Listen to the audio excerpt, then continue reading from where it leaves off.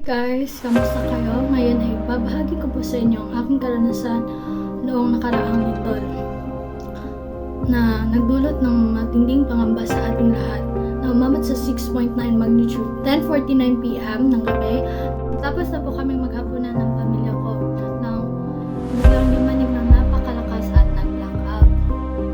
Isipan namin ng kapatid ko na kumuha ng safety bag at emergency kit dahil malapit lang yung cabinet kung saan nakalagay yung safety bag at emergency kit. At dali-dali kaming nag-duck, cover and hold. Tapos nung medyo mahina na yung pagyanig, agad kami lumabas kasi malapit lang sa pinto. Tsaka pumunta kami sa ligtas na lugar kung saan walang pwedeng bumagsak na mga bagay o kaya malayo sa poste ng kuryente.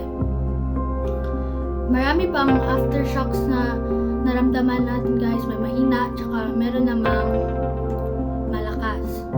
Ang lindol ay nagdulot sa akin ng pangamba at takot. Hindi ko inaasahan ang mga pangyayaring yun. Dahil sa mga kasunod na pagyanig guys, hindi na ako nakatulog. At masasabi ko lang yun yung pinakamalakas na lindol na naranasan ko sa buong buhay ko. Dapat alam natin kung ano ang ating gagawin kung may lindol. Kaya ipapakita ko sa inyo ang mga paraan kung paano mailigtas ang ating sarili kapag may lindol.